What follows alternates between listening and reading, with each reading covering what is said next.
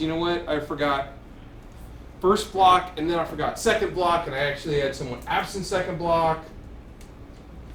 So you guys need to remind me, because that way, if you guys remind me and I record first block, even if everyone's here, and then I forget second block, ta-da! See, we got it.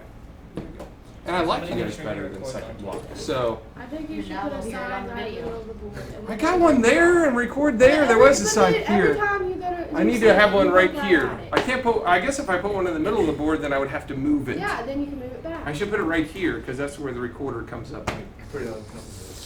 Okay. Anyway, so I added a couple articles. I will tell you that the BIOS for Explained. I'm going to move down. Is optional. There's a lot of information there. Okay. We're going to get to BIOS here in a second. First, I want to continue where we were. We talked about this stuff in the video that I wasn't there. What we haven't talked about is the software stuff, and that's what we're going to start today, the introduction of the software.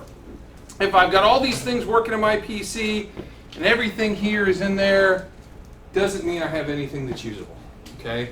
Because without the other side, without the software side, you know, it would turn on and we would see nothing. Okay? Because whether you realize it or not, as soon as you hit the power button, software starts running. Okay? Before we ever see Windows XP. Okay? Or Windows 7 or whatever you got. So the first piece of software that we see is what we're going to talk about today. It's called BIOS. Okay? And BIOS is the basic input output, I didn't name it, system. That's the name of the program that starts as soon as we hit it. Every time we hit the computer button, the first thing, I'm going to turn off this computer, the first thing we see is a black screen with a bunch of words going across it, right? And it only lasts for, depending on how fast your PC is, maybe 1 second, maybe 5 seconds, but it's very quick that we see that stuff go across. And that's BIOS running. Okay? BIOS runs, and then it hands off control of the hardware to our operating system.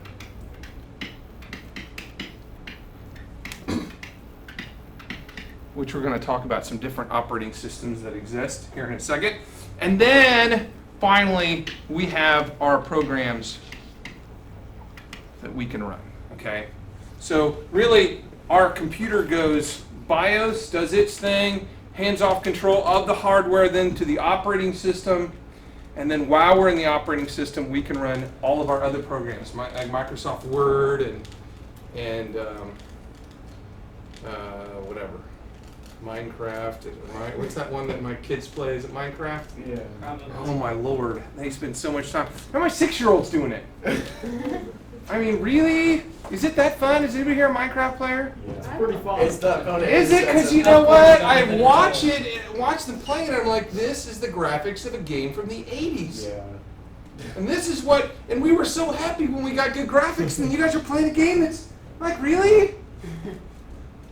Anyway, so that's the way things go, and add some pages. Okay, so let's talk about BIOS. Okay, so BIOS is a program that controls the startup of our computer. So I'm going to go into BIOS right now, and we're going to watch it. And I used to have a really long cable that ran over there, and now it's in Mrs. Ald's ceiling, so I don't have a cable to show it on that projector.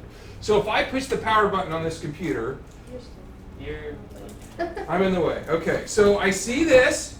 This is BIOS loading, and I'm going to go ahead and hit the key to go into the configuration screen, which is right here.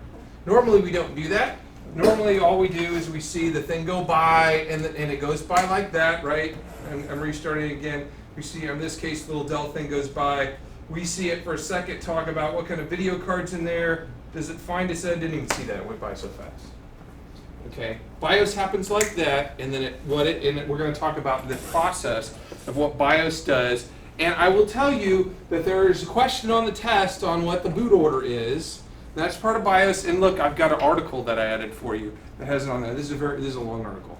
This is an article worthy of your notebook.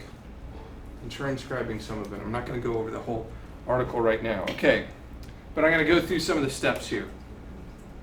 The first thing that happens when I push this button is I have inside my computer a power supply. Okay, and that power supply is always plugged in, right? Hopefully it's plugged in. And out of the power supply, got all these cables that are plugged in on our computer, okay? Just because, let's see if I have a cable that's free and not plugged in something. Just because the power supply is plugged in doesn't mean, of course I grabbed the, oh, there we go. Doesn't mean it's actually doing anything, okay? This power supply is doing nothing. Just because it's plugged in, it doesn't mean the computer's on, right? You have to push that button to turn the computer on. Are you actually flicking a switch in the power supply? No, you're not, okay? This power supply is plugged in, this cable right here, this big P1, to the motherboard, and when I push that button right there, a little signal goes to the power supply and says, you can turn me on now. Okay, so the first thing that happens in the startup process, where did I put my pen down at? Over there, that was a bad choice, okay. So I push the power button, which sends a signal to the power supply, which brings power into my PC. Okay, up until then, the power is just stopped right here, and it doesn't go any further. Okay, now I'm not going to recommend that, but you could probably lick this and not get shocked right now. I wouldn't do it because I haven't tried that. Maybe Nico wants to try. Okay, so, but right now there's no power coming out of that until I push the power button. Okay, so I push the power button, and what happens next is it runs, or it loads BIOS. Okay, it starts to load BIOS, and it loads that from a spot on the motherboard. Every motherboard has, and let's see if I can even find it on here, a little chip on it, and I'm not right there, okay, that is a ROM chip. Who knows what ROM stands for? Okay, read-only memory. Random access memory is our memory, right? And it's written to and erased all the time. Read-only memory is permanent. Somebody wrote a program and downloaded it on that chip, and it's going to be there forever until such time as we actually change it, okay? So on that chip, there's a program. On the ROM chip, there's a program called BIOS that starts to load, okay? So I push the power, it adds power, BIOS starts to load from a ROM chip, and the first thing it does is it does what's called a post, okay? Which is a power on self test. Okay? Why is that important? Because the post tells us all kinds of stuff. Let's see if I got a bad computer that I can plug in. I'm going to go grab a computer and break it. Oh, wait, here, I'll use one of these. Okay. So, I got this PC that I actually have no idea whether it works or not, but let's put it in and find out first before I break it. I don't want to break that one. Do I have a non-teacher one? Yeah, but it's not.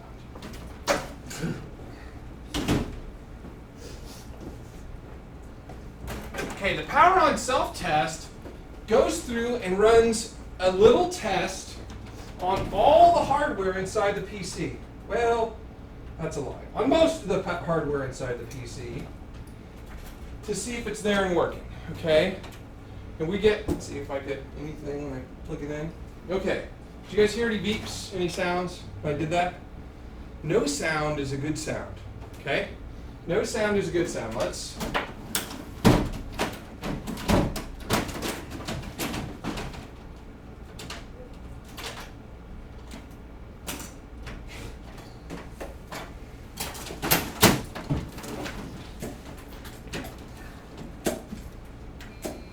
Hear that sound? It's a bad sound. Sounds like a bad sound. Okay? The computer itself, the motherboard has a speaker on it, albeit a really tiny one. That's a speaker right there. Not a very big speaker. If you got a lot of music or noise running in the background, you're never going to hear that little tiny itsy-bitsy speaker. Okay? That speaker exists to give us post warnings. Different sounds for different things could go wrong. Okay, that's just one of the available post warnings. I have, let's see, that memory memory actually wasn't bad. I think this one's the bad one. Oh, wait, that uses a different kind of memory. I have some bad. He's got some bad memory. I got some bad SDRAM over here. It still says bad on it. I used to have it written bad on a bunch of sticks of memory. Just so I remember where it was, so I could stick it in your computers when you were working on them. You're like, why would you put bad memory in my computer? Because how else would I see if you remembered what that morning was? No, that's not bad. Let's see. Usually I'll write bad memory or something, and I'll keep it in my drawer so that when you guys are testing stuff, I'll slide one in on you and see if you catch that it's bad. Let's see if this one makes a different sound. And it might not, because I really don't know whether. You can hear it better at least when it's open. I think that's the same sound it was making before. There's a beep sequence that if you looked it up online, you would know what the beep sequence means. We'll just leave it at that. So when it does the power on self-test, it makes sounds that aren't normally there. And when you hear those sounds, you need to immediately say, unplug the PC, something ain't right. Okay? In the case of the first time I did it, let's see if the sound is different, because no. First time I did it, I had no memory in it at all. I know it's the same tone, but that doesn't mean the beeps are the same. No, that's the same. Is it exactly the same? Yeah, it's supposed to give this to you. Oh, okay. But thank you. Same sound, different sequence.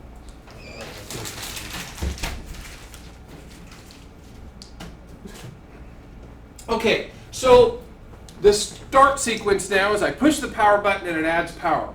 Okay, BIOS runs from a ROM chip. Okay, program starts and it runs the power on self-test, and that's when we get sounds. And sounds are generally bad. Some computers just go beep when they start, and then they start, and that's okay. Usually it's an annoyingly long sound that doesn't go away, like this one. It will keep making that sound forever. And if you keep playing with it, it'll keep making the sound, and it's not going to solve anything. Okay. So generally, that sound is a memory sound.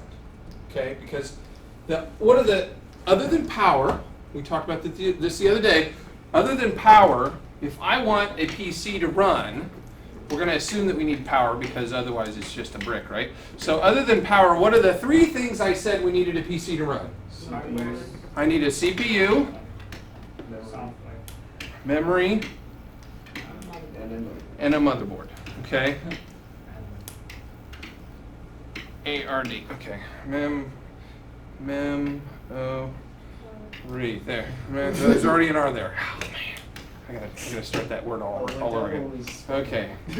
Memory there. I write too fast for myself in the pen. Okay, so I have to have those three things to work. So I push the button, and it's going to check, is there a CPU working? Obviously, there's a motherboard. Hopefully. And it checks to make sure the memory works. If those things aren't working, I'm going to get a couple indications. The biggest one is the sound if the memory doesn't work. Because if the motherboard didn't work, I wouldn't get squat. Okay? I wouldn't get anything. And that can also be the indication of a CPU. If these two things aren't working, there's no post being run. It doesn't work. I push the button all day long and I'm just like, there's nothing on the screen, there's no sounds, there's no light on the motherboard, the fans aren't turning on. Okay? It's probably one of these two things that are bad. Because if these two things are good, it's at least going to get to the post and check this. Okay, and it's going to check other stuff. But it doesn't care if the other stuff doesn't work. If I start this thing, let me put good memory back in it again.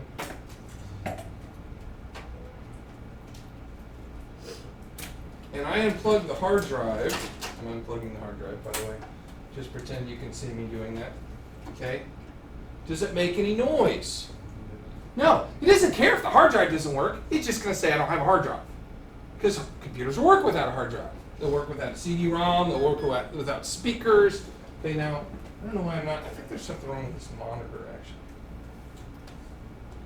Because it definitely just started. We were having problems with this yesterday. Hello. Somebody touched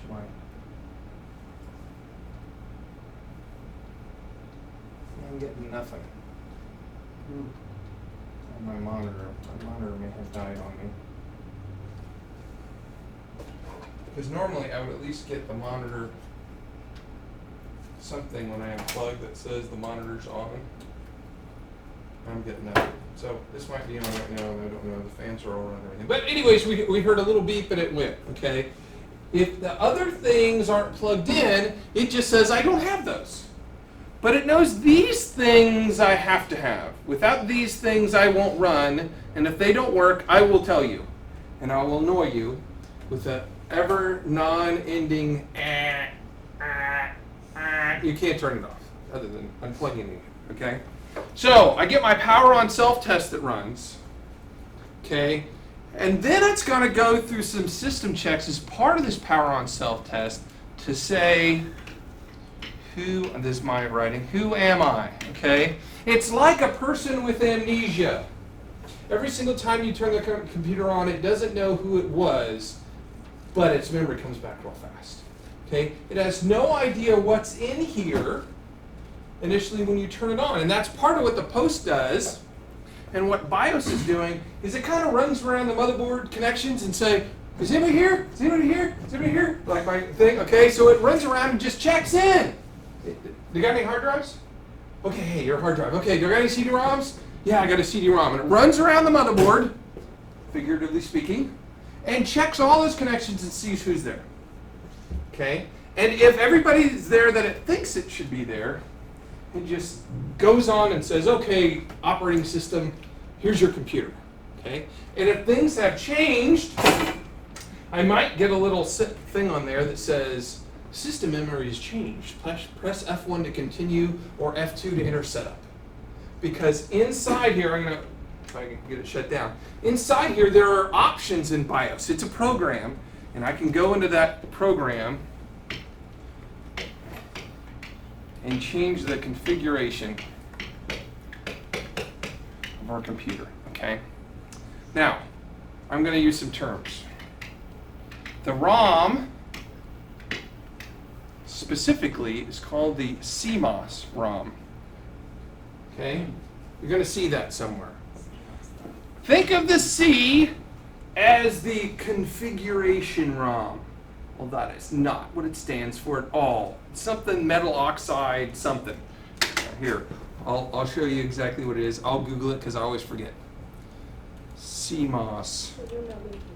Should know what that means, shouldn't I? But I always forget. Okay, so it stands for complementary metal oxide semiconductor. So then that means we don't. So, no, I'm not going to ask you that on a test. Okay, so but it's the CMOS ROM. Okay, there's a chip on there. And that's what the BIOS lives on. Okay?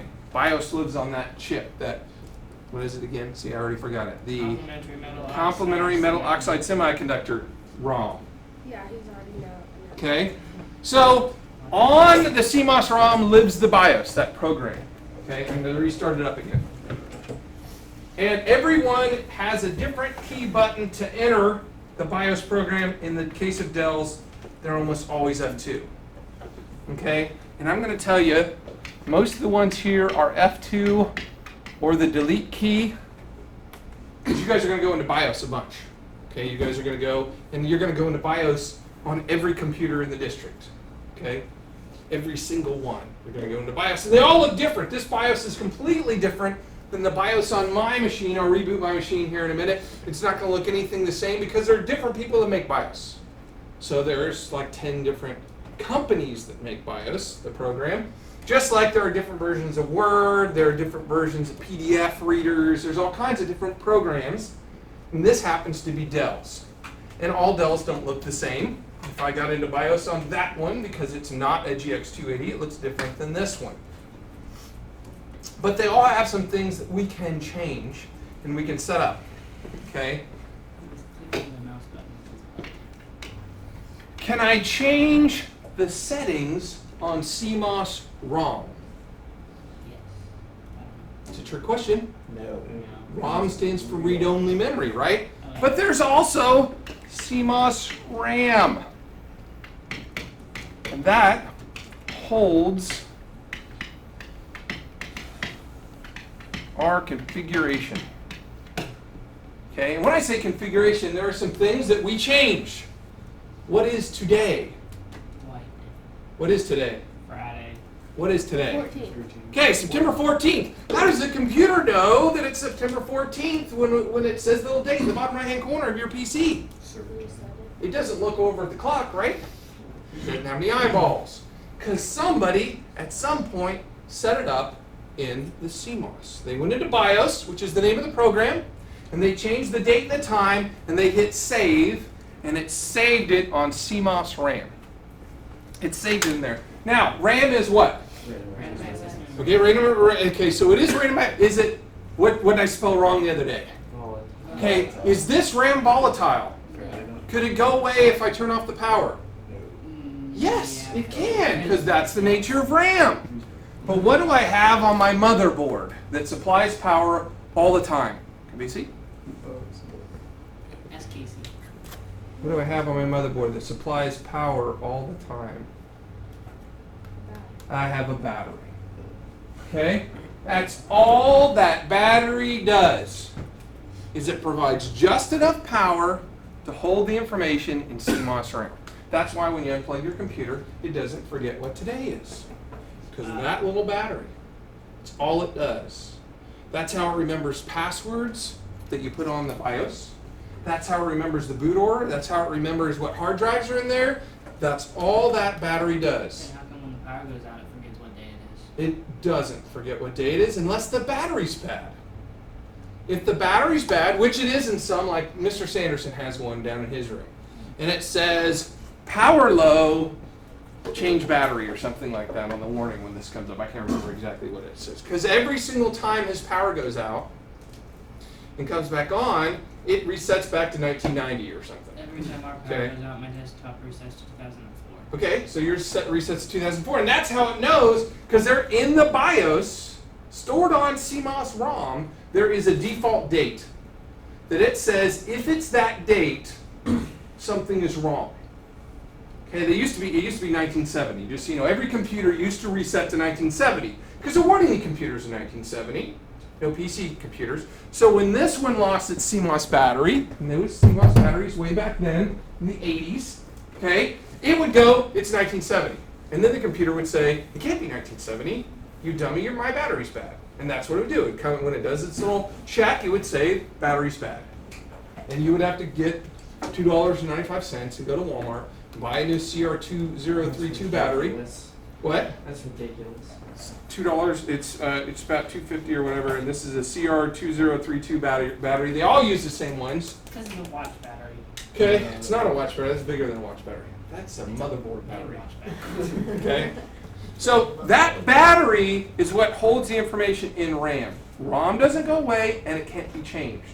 But we can change information, and that information is stored in CMOS RAM. See why I wanted to record today? Because you're all going. Did everybody read the article though? Because this makes sense to everyone. Right, yeah, I figured that. Okay. So there's some things I can change in here, and there's some things I can't change. When I go in here, the first screen, which would be really helpful if you could see, but I'll tell you what it says. Okay? It says this is a Dell GX280. Can I change that? No, it's a Dell GX280 no matter what I do. I could paint it green, still be a Dell GX280. It says what BIOS version, it's version 08, written on March 3rd of 2006. So this computer is 6 years old. Okay? It says what the service tag is. If I go down an arrow, it says what kind of processor is. This has a 3 gigahertz processor. Can I change that? No, because the processor is a physical thing that's in there that I can't change. Okay? I can go down another arrow. It says what kind of memory's in there. This has 1.5 gigs of memory. Things I can't change. But if I go down one more, see how things are all of a sudden white? I can change what the date and the time is. And the next one down is the important one that you guys are going to change all the time. And that's the boot sequence. Okay? Boot sequence is the next thing that happens in the order. Okay? So when I run this, okay, I push my power, I get my power. The BIOS chip or the BIOS program loads from CMOS ROM. It does a power on self-test. It checks out the configuration, and then what it does when it says this, it says, what's next? And the what's next is right there on that screen. It says, who do I talk to next? I'm done. Where do I go next? So on this one it says, the next thing it's going to do, number one, is that onboard our USB CD-ROM drive. In other words, the next thing it's going to do is look for a disk in here before it does anything else. If I put this disk in there, because it says to go to the disk next, is not going to go to Windows XP when I leave this. It's going to go to whatever program is on that disk. Okay? And then it says number two, go to the onboard SATA hard drive. In other words, it's going to go to the hard drive. And it's going to look. So what it does is it says in the boot order, who do I check first? If there's something I can go to, I will go to it. Who do I check next? And when you guys go, you're going to use that disk that I just put in there on every single computer in the whole district twice. Once to check the memory and one to check the hard drives, because we do that on those chapters. And if you don't go into BIOS first and tell it to go to the CD-ROM drive, it won't ever go to the CD-ROM drive. Okay? So I'm going to go ahead and leave this. Oh, and then there's other things down here. It says what kind of drives are in there. You can turn on and off the video card, the network card. There are things in here that, like right here, here's the network card. I can turn it off, on with Pixie, or on with RPL, which I don't even know what that one is. Anybody, Nick, is on with RPL enabled. Don't know. I don't have any idea what that is. So anyway, so I can make changes, and when I leave, it says, do you want to remain or exit? I'm going to say exit. And if I had made change, it would say exit. Do you want to save and exit? It will then save those changes into CMOS RAM. Okay, that's where that configuration is. Okay, so instead of going to Windows, it went to my Ultimate Boot CD because I have it in there. Okay, and I'm going to leave it in there, and I'm going to go back into BIOS.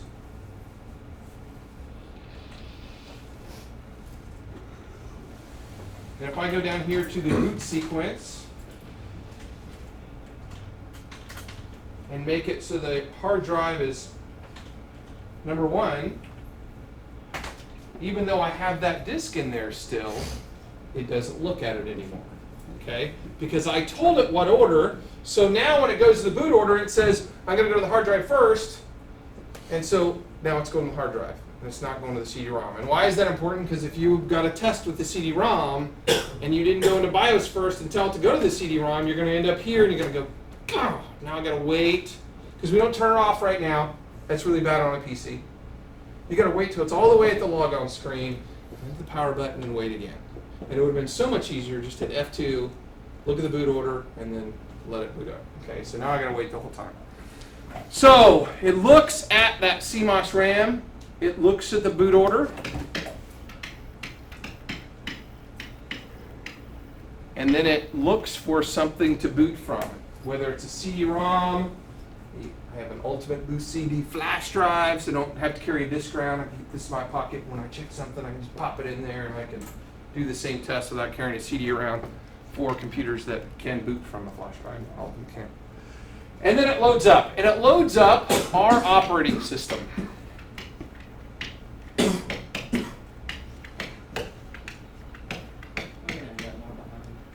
Okay, or our OS. I will use both those terms. I will say what OS are we using, or what operating system. That is the thing that occupies the largest and most important part of our hard drive. Okay, and it's what drives everything from there on out. What operating system is this running? Okay, Windows XP, and let's go on. So, and that's made by a company called Microsoft, okay? We're using Windows XP. Is that the first operating system they ever made? No. No. So we started out with a program called DOS. You guys would love DOS. Mouse don't work in DOS. You can only type in commands in DOS. Okay, so we had DOS. That's what I started out with. Everything was on a floppy drive.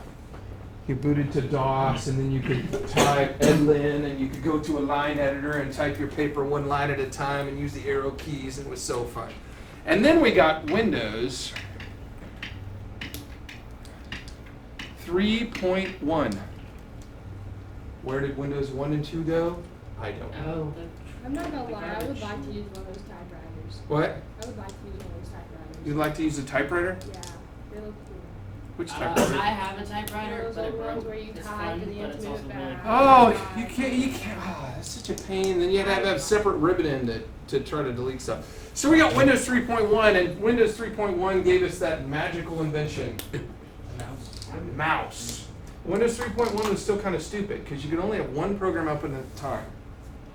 So if you had Word open and you wanted to use the calculator, you had to shut down Word and then start the calculator. And then you shut down the calculator, start Word. I mean, it was very clunky. And then we got Windows what? Anybody know what was next? 4, isn't it? 97. Or NT. 96. Windows 95? Ah, Okay, and then we got 98. 98. And then we got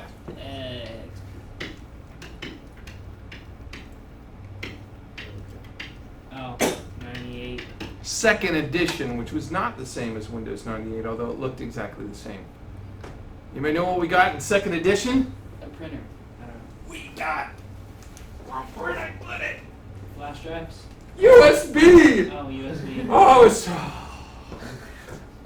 USB was heaven. Okay, then we got XP. Windows Yeah. ME for Millennium Edition. Yeah, I was gonna say that was 2000. Also stood for big piece of poop. Okay? Anybody who had Windows ME, when I used to service people, I'd be like, you want me to downgrade you to Windows 2nd Edition? No, I want the new one. I said, but it's crap. I guarantee you want 2nd Edition. This is so much better than this one. It was ridiculous. That was, I got a video I got to show you. If we have time at the end of the class, I'll show you the video. Okay, so we got Windows ME. Then, while that was going on, there was a whole nother branch of Windows happening. Okay, that was it. Okay. Is this where Windows 2000 came in? This was where we got Windows NT NT. for the next technology. Okay? And Windows NT became Windows 2000, which became Windows XP. XP, which became Windows. Vista. Not really. It was kind of another new branch. Okay? Vista was kind of new. XP was the end of that branch. Oh, Okay? We got Vista and then we got 7. 7. And I would reckon Vista to ME, it was a humongous failure. It was terrible. Anybody got Vista, blue screens all the time? Vista. Windows 7 is an improvement on Windows Vista to the nth degree. They tried to fix everything. I like Windows 7. But so we've had a lot of different versions, and there are actually others. Then we had Windows 2003 Server, Windows 2000 Server, Windows 2008 Server. There's some server branches that you guys don't know. So there's a whole bunch of versions of this, of which these are the two that smart people use today. Okay? Nobody uses the other Some ones. people use it too. Okay? Windows XP is ending its service life. They're saying we're not going to support it anymore. Oh, that's right. Well, there goes But that. that doesn't mean we're going to necessarily upgrade. You know, we did the upgrade test over there. I bought 30 copies of Windows 7. And that's why that lab is a Windows 7 lab, to see how it would merge with the network. Okay? It doesn't. All the printers don't show up. Because basically, all these other devices, Microsoft has no control over. If the manufacturer wants to make drivers, which are programs that make hardware work, for Windows 7, they have to do it. Microsoft could do it, but they rely on the manufacturer to do it. So if we have printers that they consider old and outdated, which we do, but they're still really nice printers, and they're really expensive, then they may not write drivers for it, so it may not work. But we're not replacing every single laser printer in the district. That's what, like, To go to Windows 7, which what does it do? What do you get extra out of Windows 7 over there when you guys use that lab? What does it do that Windows XP doesn't do? What is the purpose of an operating system? operate To make life easier. to operate. Duh.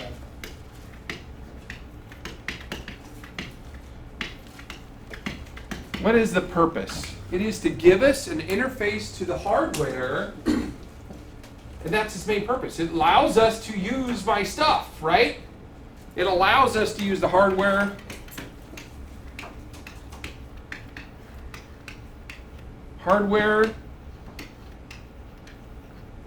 and software. Without the operating system, without Windows XP, I couldn't start Microsoft Office, right? So the operating system is what lets us get to everything else. Windows 7, as pretty as it is, doesn't do anything that Windows XP doesn't do. It just lets us get to Office. Can we open up Office 10 on this computer? Yeah, Yes. Can we open up Office 10 on that computer? probably. Yes. Does this computer run faster than that computer? They're both the same, by the way. And yes, it runs way faster. Why? Because Windows XP is not a pig like Windows 7 is. Windows 7 is a pig. I have to put a gig on all those just to get them to run okay. And if you've used Windows 7 before, I've turned off every single visualization feature on there. Windows Arrow lets you see through the screen as you're moving. You know, Windows Arrow, if I do this and I move this around, you can actually see through that. Ooh, I don't know why I need to do that. But anyways, you can see through things as you move them in Windows 7. I have to turn all that stuff off for those to work on there. So, if the purpose, oh man, I didn't get done. Okay. See? Well, Right,